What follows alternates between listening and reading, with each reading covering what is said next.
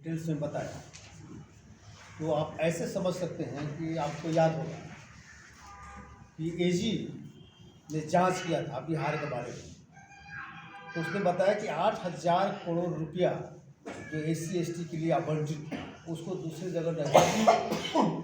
तो एक तरफ तो आप दिखलाते हैं कि हम आपके संख्या के अनुपात में राशि अलग आवंटित कर रहे हैं, लेकिन उसका एलोकेशन इस तरह से करते हैं कि सही तरीक़ा से नहीं खर्च होता है, SC/ST पर नहीं खर्च होता है, वो राशि अन्यत्र दूसरे कामों में खर्च हो जाता है। इसे उदाहरण मान लें कि यहीं पर बिहार में हुआ था, आपको याद होगा कि जो भी 8,000 करोड़ रुपया था वो चला गया बिजली विभाग को, वो चला गया बिल्डिंग डिपार्टमेंट को, वो चला गया इरिगेशन डिपार्टमेंट को।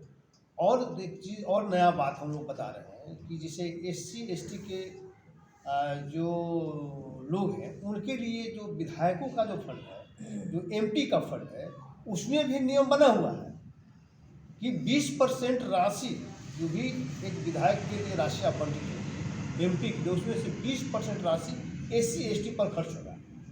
और एक भी विधायक ने, दुर्भाग्य है कि बिहार के इवन शेड्यूल कास्ट के और शेड्यूल ट्राइब्स के विधायकों ने भी अलग से SC/ST के हित में एक भी योजना नहीं दिया।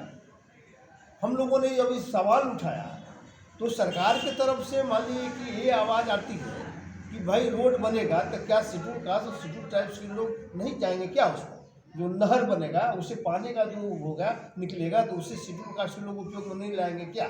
तो इस तरह से मान लीजिए कि जो पैसा है, एक तरफ कहा जाता है कि भाई SC/ST को स्टाइपेंड देने के लिए पैसा नहीं, और दूसरे तरफ आप उसको डाइवर्ट कर देते हैं दूसरे जगह। इसके अलावा सरकार का स्पष्ट तौर पर ये संविधान में उल्लेख है, डायरेक्टिव प्रिंसिपल में है कि कमज़ोर वर्गों खासकर SC/ST के आर्थिक और शैक्षणिक हितों को देखभाल राज्य सरकार करेगी और अभिवृद्धि करेगी। तो आप उल्टे एक तो उसको बढ़ाने का काम नहीं कर रहे हैं, उल्टे जो उनको मिलता है उसको दूसरी जगह डाइवर्ट करके ये मान लें कि उनको नीचा दिखाने का काम करते हैं, उसको पीछे ढकेलने का काम करते हैं। इसलिए दलित समाज आज भी इस इशू पर काफ़ी आक्रोश मानी है। जो बजट जो मालिक हुआ है, आज देखिए चर्चा होती है कि भी शेड्यूल कास्ट का मान लें कि बजट इतना दे दिया उतना दे दिया, लेकिन आमतौर पर अपने नेताओं को सुनिएगा तो अब मान लें कि शेड्यूल कास्ट और दलित का एजेंडा इनके थी से बाहर होते चला जा रहा है, क्योंकि चर्चा नहीं कर रहा है। अब बताइए कि जैसे एक एजेंडा में ये नहीं आया बजट में कि जैसे देखिए कि शेड्यूल ये बुजुर्गों के लिए इनकम टैक्स में कुछ छूट है, महिलाओं के लिए इनकम टैक्स में कुछ छूट है, GST में मान लीजिए कुछ छूट है, तो क्या SC/ST को इनकम टैक्स में कुछ छूट है? अलग से कोई प्रावधान है? नहीं है। GST में मान लीजिए कुछ होना चाहिए, आर्थिक बढ़ोतरी के लिए जरूरी था कि उनको कम मान लीजिए कि उनको टैक्स उनसे कम लेते ताकि उनका आर्थिक अभिवृद्धि होता। तो वो कहीं तरह के इसमें आपको बजट में आपको इनकम टैक्स में कहीं दिखलाई नहीं देता है, जबकि इनकम टैक्स में छूट जो है SC/ST के लोगों को होना चाहिए था।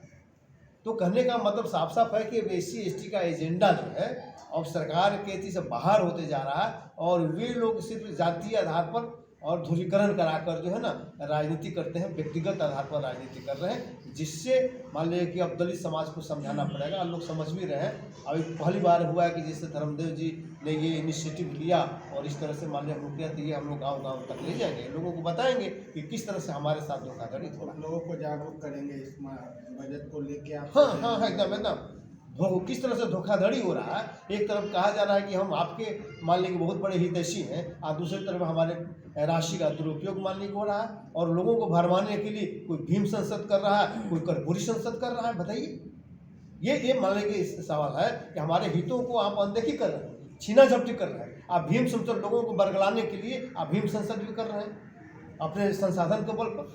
हमारा संसाधन को छीन के अपना संसाधन बढ़ा रहे हैं। अनुसूचित जाति जनजाति क्या योजना जो है, आपने सर बोला कि मैंने उसके जो मैंने मद में आते हैं उसको मैंने गलत दूसरे फंड में जो इसको दुरुपयोग होता है, दुरुपयोग किया जाता है, डाइवर्ट होता है। कई वर्षों से इस तरह का सिलसिले शुरू से चल रहा है, मगर अभी तक उस पर अंकुश क्यों नहीं लगाया या उस पर रोका? अंकुश लगा, देखिए जो उसमें विपक्ष में जब खड़ा हो जाता है, आपको याद होगा कि दिल्ली में कलमाडी जो खेल मंत्री थे, और वहाँ पर जो मंत्री जो खेल गांव बना था, तो उसमें शेड्यूल ट्राइब्स का पैसा ही डाइवर्ट मान लीजिए हुआ था। उसके चलते उन लोगों को जेल भी जाना पड़ा था। तो अगर मान लीजिए कि शेड्यूल कास्ट का पैदाशी का अब दुरुपयोग करते हैं तो चूंकि आप जेल भी जाइएगा, लेकिन सवाल ये उठता है कि यहाँ पर जो थानेदार है वही मान लीजिए कि सब कुछ मान लीजिए कि है, थानेदार भी वही है, निर्णय लेने वाला भी वही है, कोर्ट भी वही है, कचहरी भी वही है, इसलिए शेड्यूल कास्ट को न्याय नहीं मिल पाता। असली लड़ाई तो न्याय की मान लीजिए कि है। इसको रोकने के लिए क्या करना चाहिए? अब समाज जब तक जागरूक हो, नेताओं के भरोसे नहीं होगा, ये समाज के भरोसे होगा, क्योंकि समाज का भय किसी नेता को नहीं है। समाज से डरना चाहिए कि समाज क्या चाह रहा है, समाज हमको उलट के रख देगा, समाज हमको हरा देगा, समाज हमको आगे नहीं बढ़ने देगा, रोक देगा। ये जब भय जब तक नहीं होगा तब तक मान लीजिए कुछ होने का नहीं है। समाज ही सब कुछ है, उन्हीं लोगों को एकजुट हम लोग करना है, उन्हीं के हम लोग अपना सर परिचय बताएं। मेरा नाम हरिकेश्वर राम हुआ। मैं आरक्षण बचाओ संविधान बचाओ मोर्चा का संस्थापक हम लोग हैं और SC/ST कर्मचारी संघ के वाइस प्रेसिडेंट थे, अभी नहीं रिटायर कर गए हैं। उसके अलावा सेवा वास्तव में एक संगठन है, all India federation of SC/ST OBC and minority employ association, उसका हम याद